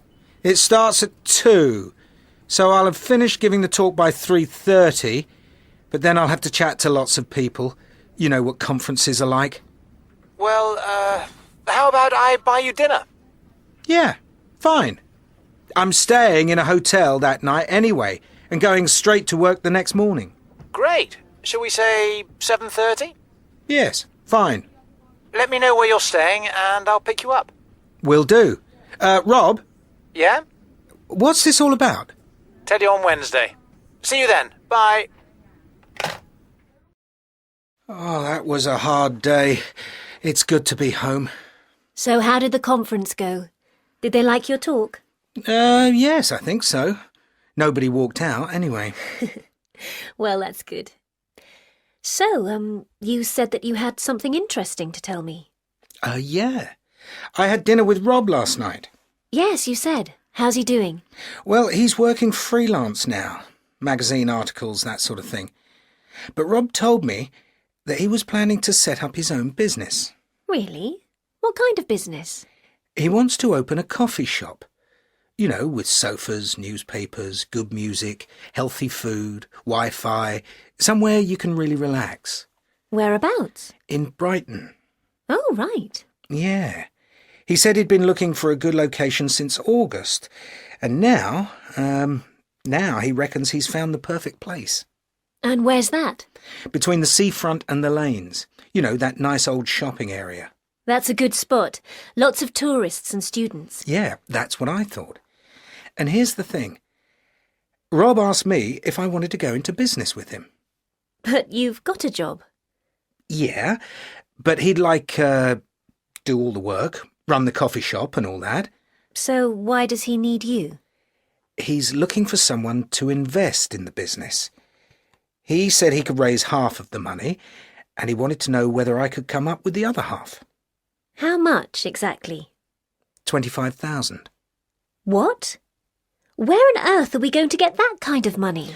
Well, we've got 10,000 saved up, and we could, take out a bank loan for the rest. I'm not sure, darling. It's a huge risk. Well, I asked how long it would take for the business to make a profit. He thought about 6 months, maybe less. Does Rob know anything about setting up a business? I think so. Look, he's given me a copy of his business plan. We can go through it together this evening, if you like.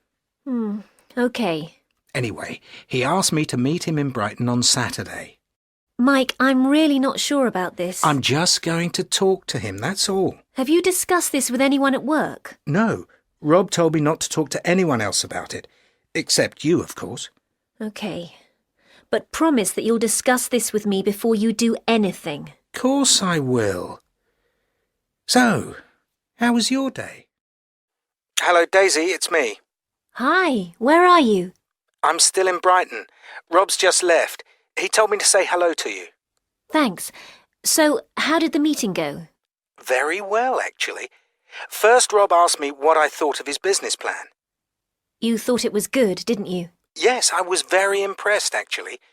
He told me that the plan had already been approved by the bank, the one he wants to borrow £25,000 from. Oh, right. And he said that he'd been talking to an interior designer, you know, to redo the inside of the shop. It's a restaurant at the moment. Yes, you told me. Also, he wanted to know if I'd help with the advertising, which, of course, I'd be happy to do. Right. So, what do you think? Well, it looks an excellent investment. But of course I told him I couldn't say yes or no until I talked to you. Sounds like you want to go ahead with it. Well, to be honest, I think we'd be crazy not to. Oh, and I said I'd be talking to the bank on Tuesday. You know, about the loan. That shouldn't be a problem, though, should it? No. I don't think so. I asked Rob when he needed a decision by, and he said by next weekend. Really? That soon? Yes. Apparently he's not the only person trying to buy the place. I asked him if he was talking to any other investors, and he said no. So it's up to us, really. Well, if you're sure, then let's just do it. It's only money, after all. I don't think we'll regret it. I did make one condition, though. What was that? I told him that he had to name the coffee shop after you. Your email was a bit of a shock. Rob trying to sell the coffee shop to Cafe Pronto. I couldn't believe it. No, me neither. I bet you were furious. You could say that, yes. I've calmed down a bit now, though. So what do you think we should do? Well, let's look at the options. Option 1. We go along with Rob's plan and sell the shop. We'd make some money, so it would have been worth it financially. 25,000 profit in a year isn't bad, is it? No, not at all. It's just that, you know, I just don't want our coffee shop to become another branch of Cafe Pronto. They're all the same, aren't they? That's true. I'm not keen on the idea either. You're very fond of the place, aren't you? Of course. I know we don't go there very often, but think of all that work we did getting it ready. How could I forget it? All the cleaning and painting and stuff we did with Rob. I quite enjoyed that, actually. Yes, me too. So, what's option 2? We, could just refuse to sell. Rob wouldn't be able to sell without our agreement. But he said he'd shut down the coffee shop if we did that. Yes, but I don't think he will. He still needs the money, doesn't he? What else is he going to do? I don't know. But he did sound pretty fed up with working there. OK, so that's probably not a good idea. Well, there is another option. What's that? We could buy Rob's share of the coffee shop and take over the business. But who'll run the place while we're at work? We will. I could quit my job and you're always saying how much you hate working for that advertising agency. I don't hate it exactly. Yes, you do. You're always going on about how bored you are there and how you can't wait to leave. Yeah, well, OK. But where will we get the money from? Well, we can, sell the house and move to Brighton. It's probably worth twice what we paid for it anyway, and we'll easily be able to buy Rob's share of the business with a profit. And what if Rob doesn't agree? Oh, he will. He's only in it for the money now. You said so yourself. Well, it could work. Definitely. Well, I really do need a change, and the coffee shop is making money. As they say, you only live once. Absolutely. OK, let's do it. And who knows, maybe in a few years we'll be running our own chain of coffee shops. Yes, and then Daisies can start buying branches of Cafe Pronto. Hello, everyone. Thanks for coming. Hi. Firstly, I'd like to welcome Roger Barnes, the product manager for Go. Roger, this is Amanda, who's just taken over from Mike as the account executive for this product, and she'll be handling the launch. You've already spoken to each other on the phone, I think. Yes, we have. Hello, Amanda. Nice to meet you finally. You too. And this is Colin, our creative director. Nice to meet you too, Colin. And you. Right.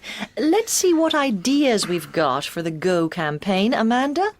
Well, one thing we could do is use mobile phone ads. You know, send short video ads straight to people's mobiles. That sounds like a good idea. Colin? Well, it's worth a try, and it doesn't cost very much. OK, so that's one idea. Amanda, what about the press campaign? Well, we suggest full-page colour ads in all magazines with a healthy living section. Women's magazines, Sunday supplements, sports magazines, that kind of thing. It's a healthy product, so this should be our target market. Yes, that makes sense. I wonder if it'd be a good idea to have a celebrity advertising the product. Well, it depends. If you like the celebrity, you might buy the product. But if you can't stand the person, you probably won't. So what you're saying is that the wrong celebrity could actually damage the campaign? Yes, I think so. Colin, what do you think? Personally, I'd rather we didn't use a celebrity. For one thing, you never know what the media might find out about their private lives in the future. Then where would we be? OK, maybe we should avoid using celebrities. Am I right in thinking that we're not planning a TV ad at this point? Probably not, no. The main problem with TV ads is that they're incredibly expensive, and our budget isn't very big. Are you saying that we won't be advertising Go on TV at all? Not initially, no. I'm not sure that's such a good idea. We need to have some kind of TV ad, I think. I'll see what I can do about increasing the budget. I know. Why don't we give away free samples of Go to commuters in the morning? Yes, that could work. Everyone likes free samples, and in the summer everyone's thirsty, especially if they're travelling. Absolutely. We could offer a choice of flavours too, you know, strawberry, pineapple. I've got an idea. How about giving away a free glass with the Go logo on? Then the Go logo will be on their desk at work all day. Yes, I like that idea. Nice one. Right, can we just go over this again? Ideas we have on the table are a mobile phone campaign. I know. Why don't we use cartoon characters? I'm not sure that's such a good idea. I think we need some real people. Yes, maybe you're right. One thing we could do is show someone drinking the product. Yes, that makes sense. How about using some attractive models? Personally, I'd rather we didn't use models. They always look so false. So what you're saying is that you want ordinary-looking people? Yes, exactly. The kind of people who might actually go out and buy Go. Well, it's worth a try.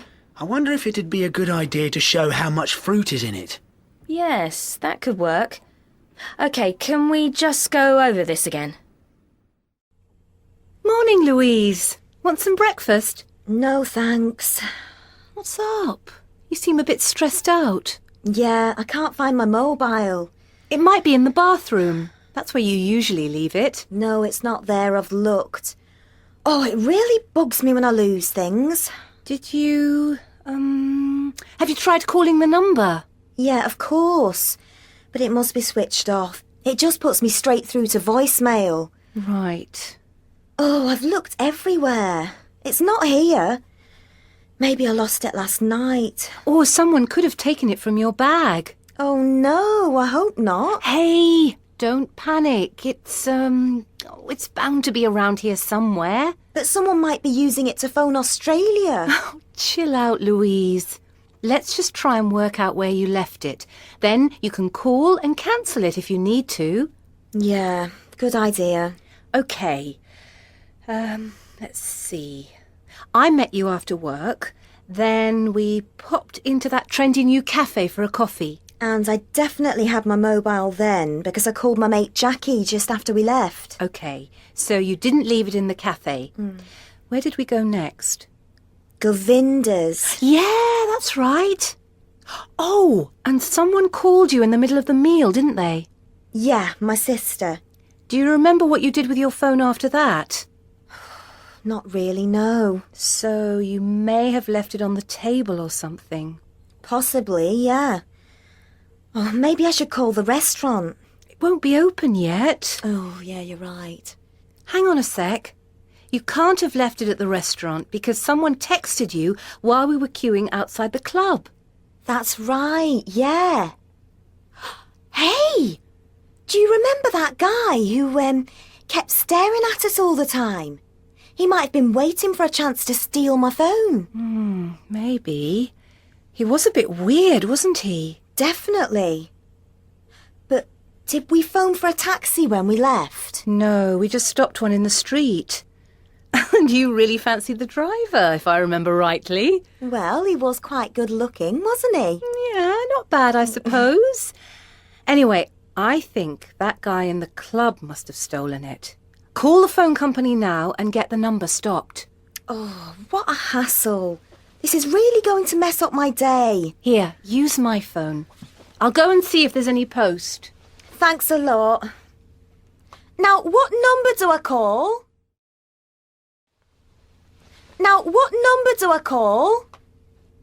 Try the internet. The phone company might have a number on their website. Good idea. Any interesting post? Yes, a postcard from my cousin. He's travelling around South America for a year. He must be having a good time. Yes, he is. Hey, look at this envelope. There's no name or address on it. Let me see. That's weird. Someone must have delivered it by hand. Who do you think it could be from? Well, it can't be from my parents. They're in France. Wow! Look, it's my mobile. It must have been lying on the floor all this time. Great! I guess someone must have found it. Have a look inside the envelope. Whoever found it might have written a note or something. Oh, yes. There is a note. It says, Louise, you left this in the back of my cab last night. Give me a call sometime. Here's my mobile number. Patrick. Oh, wow, how interesting. Patrick must be that taxi driver you fancied. So, are you going to call him? Maybe. If I don't lose my phone again first. Hi, Chris. Oh, hi, Laura. Good day at work? Yeah, not bad, thanks. Is Mark here yet? Yes, he's just getting us some drinks. Oh, hi, Chris. Hi. Here you go. Oh, thanks. Cheers. Cheers. So, Laura, how are you settling into your new flat? Not very well, actually. I think it's haunted. Haunted? You're pulling my leg. No, I'm serious. But you live in a 2-bedroom flat in South London, not a castle in Transylvania. That's vampires, not ghosts, you idiot. And anyway, there's no reason why her flat can't be haunted. Oh, so you believe in ghosts too, do you? Well, maybe. You can't say for certain they don't exist. So, tell us about your ghost, Laura. Does it, wear a white sheet and go woo? No, it's nothing like that. But I knew something was wrong as soon as I moved in. No wonder the previous owners were so keen to sell. What do you mean, wrong? Well, first of all, my old cat refuses to go into my bedroom. In my last flat, she slept on the end of my bed every night. So I thought that was rather odd. Well, the previous owner's cat might have slept in that room, or they could have had a dog. They didn't have a cat or a dog. Anyway, the other night, while I was lying in bed reading, I heard footsteps outside my room. Could have been the people next door, perhaps. No, it can't have been them. They're away at the moment. Anyway, I went and had a look, but there was nobody there. And then one night, I saw it. Or rather, her. Wow. What did she look like? She was, let's see, she was about 40, dressed in clothes from the 50s, I'd say, and she was just standing there staring at me. Then she just vanished into thin air. How spooky. You must have been terrified. Yeah, I was actually. Then a couple of days later, I saw her again. I woke up and she was standing in the corner. She was holding her hands out like this, as though she was asking for help. I don't think she's the one who should be asking for help, Laura. Leave her alone, Mark. So, is there anything else unusual about the flat? Let me think. Oh, yeah, there's this part of the kitchen that's always freezing cold. That's called the fridge? Ignore him, Laura. He's the most sceptical person on the planet. Anyway, I don't know what to do. Well, I know a good psychiatrist I can recommend. Yeah, I bet you do. So, what options do you have? Well, I thought I might try and get some help, but I don't really know who to call about this sort of thing. When you've been studying hard in college all week, it's nice to do something different at the weekend. My friends think I'm a bit odd, but I often just spend a day in the flat doing boring things like, cleaning and washing. Strangely, this makes me feel much more relaxed at the end of the weekend than I would if I'd been, sitting watching TV or reading the Sunday papers.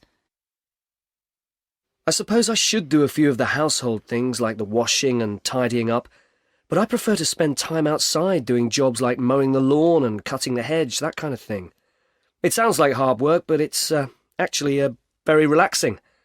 I need to get my bathroom redecorated, but I keep, putting it off, as I'm no good at DIY.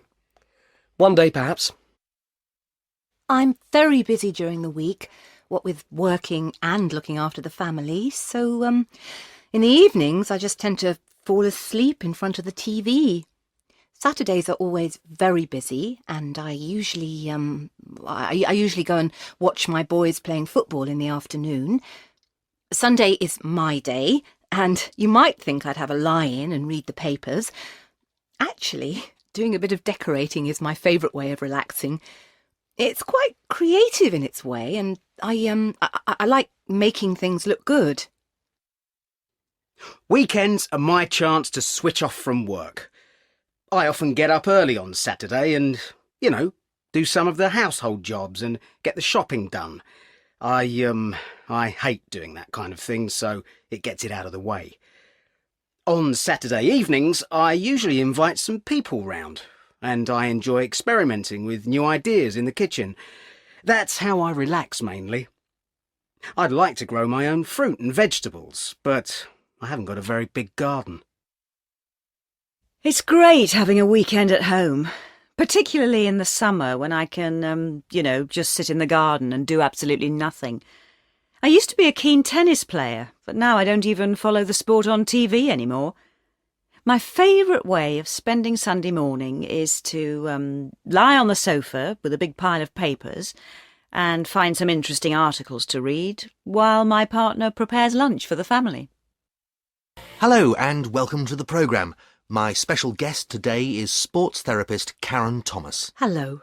Karen, there's some recent research which has shown an alarming increase in the rate of sports injuries. Why are so many people, especially people over 30, taking up exercise these days? Well, of course, a lot of people in that age group are not new to exercise. They've been doing sport since childhood, and a lot of them play for local teams and sports clubs. But many others are having a go for the first time because they want to keep their weight down and just generally keep fitter, possibly because they've got older relatives with serious health problems and, they want to avoid getting those problems themselves. And who's likely to get more sports injuries? People who are new to exercise or people who've been training for many years? You're expecting me to say the ones who've just started, aren't you? But actually, people who are used to exercising are actually more likely to have problems because they don't always remember that you have to look after your body. It's just a case of being sensible. There's no need to hire a personal trainer or buy a lot of expensive equipment or anything like that. The injuries that you see in the course of your professional life, how do people get them? Oh, all kinds of ways. For instance, quite a few ankle and knee injuries result from running. I'm not saying don't go running, but you shouldn't... It's not a good idea to run without doing a warm-up or some strengthening exercises first. So should we be worried about the increase in sports injuries? Well, we can't ignore it. But remember, most of the people I see have aches and pains and back problems because they never take any exercise. So we do need to take a balanced view about this. What about having the right footwear? How important is that? Very. Don't just, rush out to the nearest high street shop and get the first fashionable pair of trainers you see.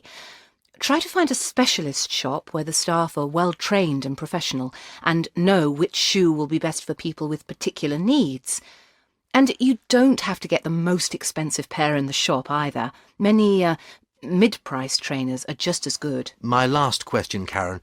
What sort of exercise do you recommend for someone like me who's never really done anything sporty since school?